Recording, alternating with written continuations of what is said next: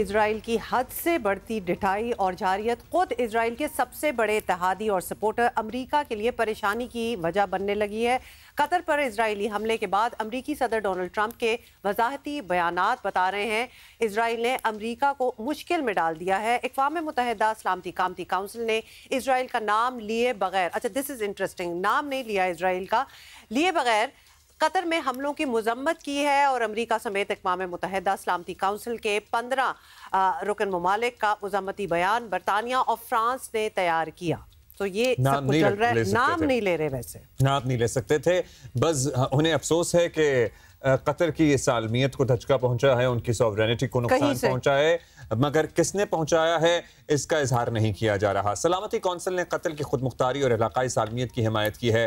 गजा से यरगमालियों की रिहाई और जंगबंदी को अव्वलीन तरजीह रखने पर जोर दिया है। साथ ही जो लाखों हज़ारों ज़ख्मी शहीद हो रहे हैं, बच्चों समेत ख़वातीन समेत, उनका भी जिक्र होना चाहिए था। इसराइली बर्बरियत से इससे पहले सदर ट्रंप ने कल इसराइली वज़ीर आज़म नेतन्याहू को टेलीफोन किया, नाराज़गी का इजहार करते हुए हमले को गैर दानिशमंदाना कदम करार दिया। जहां एक तरफ सदर ट्रंप ये कर रहे हैं, वहां इसराइली सफ़ीर जो अमेरिका में मौजूद हैं और साथ ही इसराइली वज़ीर आज़म वो अपने ताज़ा बयानात में इस कदम को काबिल मजम्मत नहीं करार दे रहे, बल्कि इसको दोबारा करने का इरादा जाहिर कर रहे हैं। अगर आप स्टेटमेंट सुने तो इतने ऑपोजिट स्टेटमेंट्स हैं, वो सेंटिमेंट ही ऑपोजिट है। यहाँ मजम्मतें हो रही हैं, वहाँ प्लानिंग हो रही है। हाँ। क्या इसके बाद हम क्या करेंगे?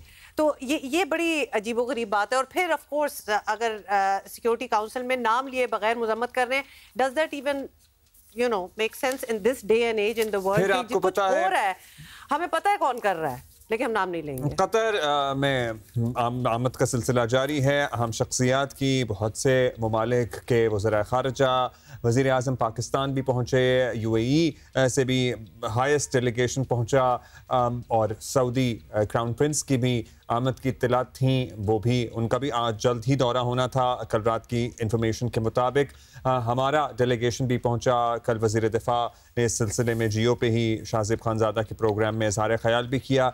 ये सूरत हाल किस तरफ अब आगे, किस तरह से आगे बढ़ेगी? क्या डेवलपमेंट्स हो सकती हैं? क्या वाकई एक मुत्तहिद बनाया जा सकता है मुस्लिम अरब दुनिया, और जिसमें पाकिस्तान भी जिसका हिस्सा हो या तुर्की भी उसका हिस्सा हो सकता है? क्या कोई हिकमत अमली तरतीब मुरतब की जाएगी या नहीं? क्योंकि ये जरा पता भी करते हैं कि इस पे क्या ऑप्शंस क्या हैं, क्या किया जा सकता है, क्योंकि 2 साल और उससे पहले बहुत सालों से देख ही रहे हैं कि इजराइल की इंटेंशंस क्या है और क्या वो कर रहा है। एजाज चौधरी साहब ने हमें ज्वाइन किया है, सीनियर सफारतकार हैं, साबिक सेक्रेटरी खारजा हैं। एजाज चौधरी साहब, कतर पर इजरायली हमले पर कतर ऑब्वियसली बहुत ही नाखुश है, और खुश होने की खैर कोई बात भी नहीं है। अरब ममालिक जो हैं वो भी खुश नहीं, इस्लामी दुनिया भी एक क्वेश्चन मार्क है कि ये हो क्या रहा है, लेकिन अमेरिका भी खास खुश नहीं नजर आ रहा। That is different. क्या नेतन्याहू ने अपनी औकात से बढ़कर रिस्क ले लिया है इस बार, या फिर आपको लगता है इस हवाले से भी कुछ नहीं होगा, जिस पे डटे भी हुए हैं?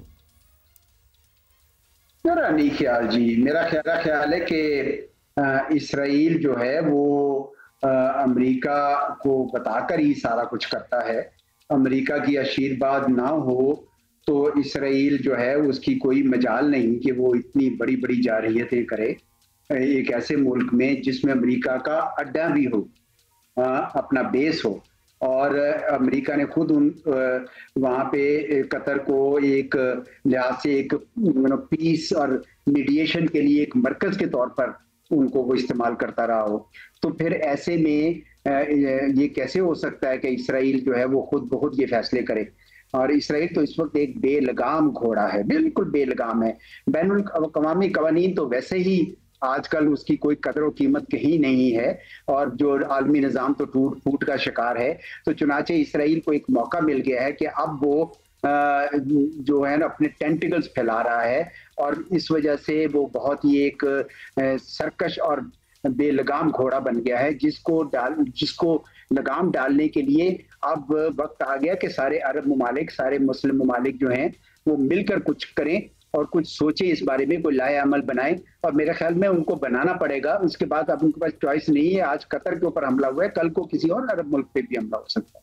हमले हो रहे हैं, लबनान पे हमले हैं, कतर पे हमला हो गया है, 5 मुल्क तो हो गए, ईरान पे पहले हमले हो चुके हैं, गजा की क्या सूरत हाल है वो तो सबके सामने ही है। चौधरी साहब, आप कतर और दीगर इस्लामी ममालिक या दीगर ममालिक एक जामे रद्द अमल देना चाहते हैं, इस ख्वाहिश का इजहार भी किया जा रहा है तमाम इस्लामी दुनिया के इत्तेफाक से। इजलास भी बुला लिए गए हैं, क्या हिकमत अमली होनी चाहिए या हो सकती है, या ये पूछ लेते हैं कि क्या पैगाम दिया जाएगा, किसके लिए दिया जाएगा, या ज्यादा से ज्यादा क्या कर लिया जाएगा? देखिए, ये तो कोई शक नहीं है कि पहले अरब मुल्कों का ख्याल ये था कि इसराइल जो है वो चले ईरान के साथ को कमजोर कर रहा है, लेकिन हमारे ऊपर तो अब्राहम्स अकॉर्ड होगा तो इसलिए हमारे साथ तो ताल्लुकात अच्छे बनेंगे, लेकिन अब उनको वाज़ेह हो गया है कि ये ऐसा अब होगा नहीं। तो चुनांचे उनको मिलकर ये फैसला करना होगा कि भाई जिन अरब मुल्कों ने अपने सफारत खाने वहां खोल रखे हैं, सफारती ताल्लुकात रखे हैं, उनको क्या रखने चाहिए ऐसे मौकों पर, जो तजारत वहां पे कर रहे हैं, जिनकी एयरलाइंस वहां पे आ जा रही हैं, क्या उनको ये काम करने चाहिए। और अमेरिका के ऊपर भी जो ये इतनी बड़ी यहाँ ऑफर्स कर रहे थे अमेरिका को कि ये $500 बिलियन आपके यहाँ इन्वेस्ट करेंगे, इतना करेंगे, उसके बारे में भी थोड़ा उनको गौर करना चाहिए कि अमेरिका के ऊपर उसकी लेवरेज तो नहीं बनी है।